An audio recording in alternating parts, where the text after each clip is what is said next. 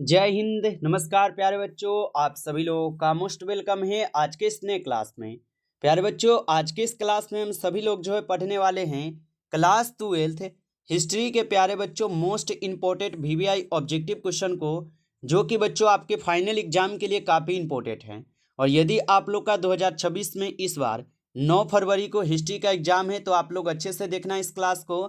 और ये 9 फरवरी के लिए बच्चों काफ़ी इंपॉर्टेंट क्लास है, तो आप अच्छे से इन प्रश्न को याद करके जाइएगा। यहाँ से प्रश्न आपके एग्जाम में सीधे सीधे आपको देखने को मिल सकते हैं, तो आप अच्छे से देखिएगा इस क्लास को और इन सभी प्रश्न को आप अच्छे से जरूर याद कर लीजिएगा। तो चलिए फिर क्लास को स्टार्ट करते हैं और आप सभी लोग जो है हमारे साथ चैट सेक्शन में आंसर लगाते चलेंगे। यहाँ पे प्रश्न दिया गया कि रैयतवारी बंदोबस्त के जनक थे। चलिए बताइएगा आंसर क्या होगा कि रैयतवारी बंदोबस्त के जनक कौन थे। तो याद रखिएगा रैयतवारी बंदोबस्त के जनक थे आपके मुनरो एवं रीड। ऑप्शन सी सही जवाब है। अगला नंबर प्रश्न देखेंगे, क्वेश्चन है अवध का अंतिम नवाब कौन था। चलिए आंसर लगाइएगा आप सभी लोग, अवध का अंतिम नवाब कौन था। तो याद रखिएगा अवध का अंतिम नवाब जो है वाजिद अली शाह था। ऑप्शन यहाँ पे डी सही जवाब है, वाजिद अली शाह। अगला नंबर प्रश्न है कि भारत में प्रथम वैज्ञानिक जनगणना किसके शासनकाल में हुई थी। बताइए कि भारत में प्रथम वैज्ञानिक जनगणना किसके शासनकाल में हुई थी। तो याद रखिएगा आप सभी लोग लॉर्ड रिपन के शासनकाल में ये हुई थी। ऑप्शन यहाँ पे सी सही जवाब दिए गए हैं। अगला नंबर प्रश्न है कि सर्वप्रथम विजयनगर की यात्रा पर आने वाला विदेशी यात्री कौन था। तो सर्वप्रथम विजयनगर की यात्रा पर आने वाला विदेशी यात्री जो है निकोलो द कोंटी थे। ऑप्शन ए सही जवाब है, निकोलो कोंटी होगा। अगला नंबर प्रश्न देखेंगे, क्वेश्चन है कि विजयनगर के शासक अपने आप को क्या कहते थे। चलिए बताइएगा। ये सभी क्वेश्चन काफ़ी इंपॉर्टेंट और सेलेक्टेड क्वेश्चन है जो आपके यहाँ पे पेपर में देखने को मिलेंगे। और विजयनगर के शासक अपने आप को क्या कहते थे, तो राय कहते थे। ऑप्शन ए सही जवाब है, राय कहते थे। अगला नंबर प्रश्न है हरिहर एवं बुक्का किस वंश के शासक थे। चलिए बताएंगे हरिहर एवं बुक्का किस वंश के शासक थे। तो हरिहर एवं बुक्का जो ये संगम वंश के शासक थे। ऑप्शन ए सही जवाब है। आगे देखिएगा प्रश्न है कि हम्पी को यूनेस्को द्वारा विश्व पुरातत्व स्थल किस वर्ष जो है घोषित की जाती है। तो हम्पी को यूनेस्को द्वारा विश्व पुरातत्व स्थल किस वर्ष घोषित किया गया। तो ये किए गए थे 1986 में। ऑप्शन डी सही जवाब है। आगे देखेंगे प्रश्न है कि बहमनी साम्राज्य की राजधानी थी। तो बहमनी साम्राज्य की जो राजधानी थी ये बिदर में थी। ऑप्शन यहाँ पे सी सही जवाब है, बिदर थी। आगे देखेंगे प्रश्न है कि तालीकोटा अथवा राक्षस तगरी का युद्ध जो है कब हुआ था। तो तालीकोटा अथवा राक्षस तगरी का जो युद्ध होता है ये आपके 1565 में होता है। अगला नंबर प्रश्न है कि किस विदेशी यात्री के यात्रा वृत्तांत के आधार पर परदेसी फिल्म का निर्माण हुआ है। तो किस विदेशी यात्री के यात्रा वृत्तांत के आधार पर परदेसी फिल्म का निर्माण हुआ है। तो आप याद रखिएगा यह हुए हैं आपके निकोलो कोंटी के। ऑप्शन ए सही जवाब है, निकोलो कोंटी। अगला नंबर प्रश्न है कि महान वम्मी के डिब्बों को किस विदेशी यात्री ने विजय भवन की संज्ञा दी थी। चलिए आंसर लगाइएगा क्या होगा कि महान वम्मी के डिब्बों को किस विदेशी यात्री ने विजय भवन की संज्ञा दिए थे। तो आप याद रखिएगा यहाँ पे आपका सही जवाब जो है ऑप्शन ए होगा, डेमीगेस पेज दिए थे। अगला नंबर प्रश्न देखेंगे कि सुल्तान के प्रसाद में प्रवेश द्वारों की संख्या थी। तो सुल्तान के प्रसाद में प्रवेश द्वारों की जो संख्या थी यह कुल आपके 7 थी। ऑप्शन यहाँ पे सी है। अगला नंबर प्रश्न देखेंगे प्रसिद्ध विरूपाक्ष मंदिर कहाँ स्थित है। चलिए बताएंगे प्रसिद्ध विरूपाक्ष मंदिर कहाँ पे स्थित है। तो ये हम्पी में स्थित है। ऑप्शन ए सही जवाब है, हम्पी में। अगला नंबर प्रश्न है अयंगर व्यवस्था जो ये संबंधित थे। चलिए बताएंगे अयंगर व्यवस्था जो ये संबंधित थी। तो अयंगर व्यवस्था जो ये संबंधित थी आपके विजयनगर साम्राज्य से। ऑप्शन बी सही जवाब है, विजयनगर साम्राज्य से।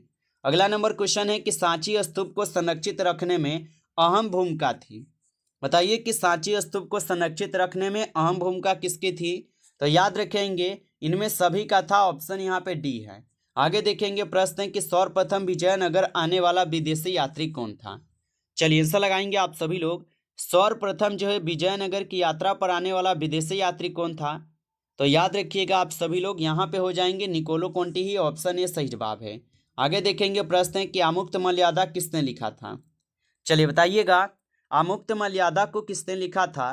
तो आमुक्त मर्यादा को लिखे हुए थे यहाँ पे आपके कृष्णदेव राय। ऑप्शन डी सही जवाब है। अगला नंबर क्वेश्चन देखिएगा, क्वेश्चन है कृष्णदेवराय किस वंश का राजा था। चलिए बताइए कि कृष्णदेवराय किस वंश के राजा थे। तो कृष्णदेवराय जो ये तुलु वंश के राजा थे, ऑप्शन सी है। अगला प्रश्न है कि विट्ठल मंदिर का निर्माण किस शासक के काल में प्रारंभ हुआ था। तो विट्ठल मंदिर का निर्माण किस शासक के काल में प्रारंभ हुआ था, तो आप याद रखेंगे देवराय द्वितीय के शासनकाल में। आगे देखिएगा, यहाँ पे आप लोग का प्रश्न है कि किस विदेशी यात्री ने अपने यात्रा वृत्तांत की समुद्र पार की यात्रा लिखकर भारत रूस मैत्रेयी का आधार जो है तैयार किए हैं। तो ये किए हैं अफनासी निकिंतन, ऑप्शन बी सही जवाब है। अगला नंबर क्वेश्चन देखेंगे कि विजयनगर के ध्वस्त के पश्चात इसकी पहचान की गई थी। तो विजयनगर के ध्वस्त के पश्चात जो इसकी पहचान की जाती है हम्पी नाम से, ऑप्शन ए सही जवाब है, हम्पी नाम। आगे देखिए प्रश्न है कि निम्न में से किसने विजयनगर की यात्रा की। चलिए बताएंगे, यहाँ पे कौन है जो कि विजयनगर की यात्रा किए थे। तो निकोलो कोंटी जो ये विजयनगर की यात्रा किए थे। अगला नंबर क्वेश्चन है कि तेनालीराम का संबंध किस राजवंश से है। चलिए बताइएगा आप सभी लोग, तेनालीराम का संबंध जो है किस राजवंश से है। तो याद रखिएगा आप सभी लोग, यहाँ पे इस क्वेश्चन का आपका सही जवाब जो है ऑप्शन यहाँ पे आप सभी लोग का क्या होगा, तो याद रख लेंगे आप सभी लोग, यहाँ पे आपके विजयनगर होगा। आगे देखिएगा प्रश्न है कि विजयनगर साम्राज्य द्वारा असैनिक और सैनिक सेवा के लिए दिए जाने वाले भूमि दान कहलाता था।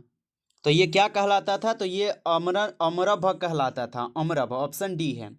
चलिए आगे देखते हैं। अगला नंबर क्वेश्चन देखिएगा, क्वेश्चन है भारत आने वाले पहले बाबर का यहाँ क्या है, भारत आने से पहले बाबर जो है ना ये कहाँ का शासक था। तो भारत आने से पहले बाबर जो है ये फरगाना का शासक थे, ऑप्शन यहाँ पे है। अगला नंबर क्वेश्चन है कि अकबर ने टोडरमल को दीवाने ए अशरफ जो है ये कब नियुक्त किए थे। तो अकबर ने टोडरमल को दीवाने ए अशरफ जो है ये नियुक्त करते हैं आपके 1582 ईस्वी में। अगला नंबर क्वेश्चन देखिएगा, आप लोग का क्वेश्चन क्या है, क्वेश्चन है कि औरंगजेब ने अपने जीवन का अंतिम भाग बिताया था। तो औरंगजेब जो है ये अपने जीवन का अंतिम भाग बिताते हैं दक्षिण भारत में, ऑप्शन डी सही जवाब है, दक्षिण भारत में। अगला नंबर क्वेश्चन है कि भारत का प्रथम यहाँ पे मुगल शासक कौन था। चलिए बताइएगा, भारत का प्रथम मुगल शासक कौन था, तो याद रखिएगा बाबर थे, ऑप्शन ए सही जवाब है, बाबर होगा। आगे देखिएगा प्रश्न है कि अकबर ने दीन ए इलाही जो ये कब शुरू किया। तो अकबर ने दीन ए इलाही शुरू किया था 1582 में, ऑप्शन डी सही जवाब है। अगला नंबर क्वेश्चन है कि ताजमहल का निर्माण किसने कराया था। तो ताजमहल का निर्माण जो है यह किसने करवाया था, तो याद रखिएगा शाहजहां जो ये ताजमहल का निर्माण करवाते हैं। अगला नंबर क्वेश्चन है कि अकबर ने तीर्थ यात्रा कर कब समाप्त किया था।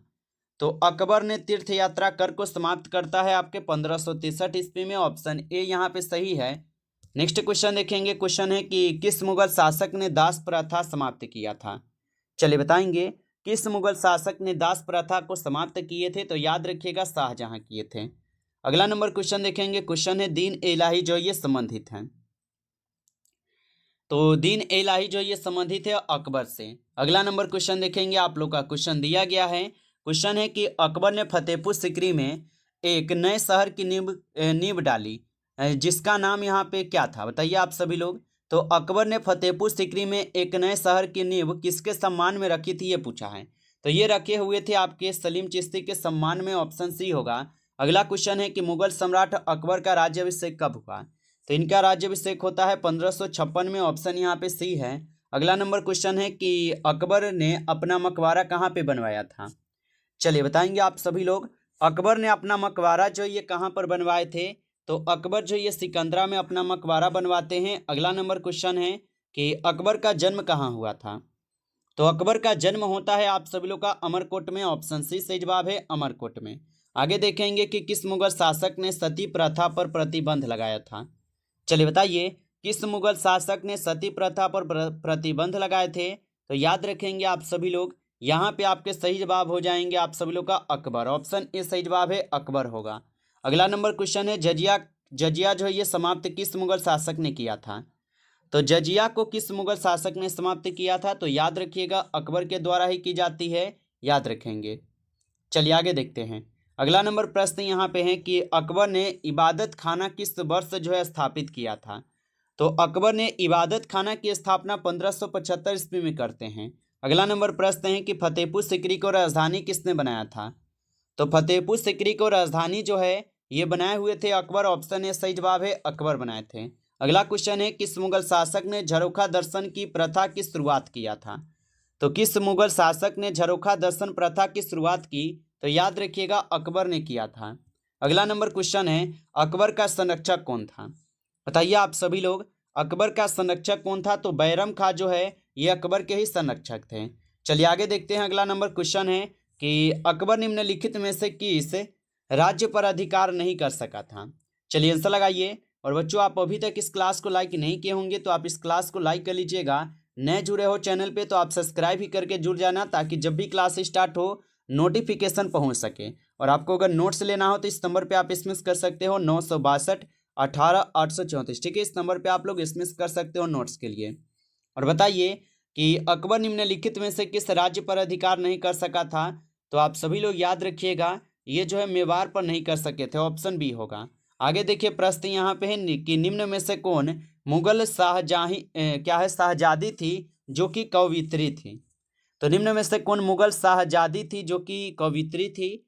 तो यहाँ पे हो जाएंगे रूबिया, ऑप्शन यहाँ पे सी है। अगला नंबर प्रश्न है, हल्दी घाटी का युद्ध किस वर्ष होता है? तो हल्दी घाटी का युद्ध जो है कब होता है? तो हल्दी घाटी का युद्ध होता है 1576 में। अगला नंबर क्वेश्चन देखेंगे, तानसेन का मकबरा कहाँ है? तो ग्वालियर में है, ऑप्शन डी सही जवाब है, ग्वालियर में। अगला क्वेश्चन है, मुगल कालीन चित्रकला का यहाँ पे चरमोत्कर्ष जो है काल कौन सा था? तो मुगल कालीन चित्रकला का यहाँ पे चरमोत्कर्ष किसके काल में था?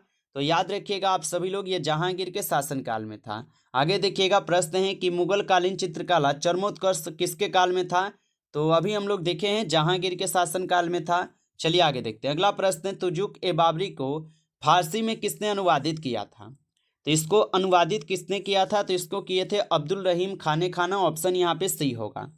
तो यहाँ पे इस क्लास में आपके टॉप 50 क्वेश्चन थे जो कि हिस्ट्री के थे। काफ़ी इंपॉर्टेंट क्वेश्चन थे, ये सभी क्वेश्चन संभावित क्वेश्चन थे। अच्छा लगा हो आपको क्लास तो आप इस क्लास को लाइक कर लेना। नए जुड़े हैं चैनल पे तो आप चैनल को भी सब्सक्राइब करके आप जुड़ जाइएगा, ताकि जब भी क्लास स्टार्ट हो नोटिफिकेशन तुरंत आपके पास जो है पहुँच सके। तो आप इस चैनल को भी सब्सक्राइब जरूर कर लीजिएगा। चलिए फिर मिलते हैं आपसे एक नेक्स्ट टॉपिक के साथ, तब तक के लिए जय हिंद जय भारत।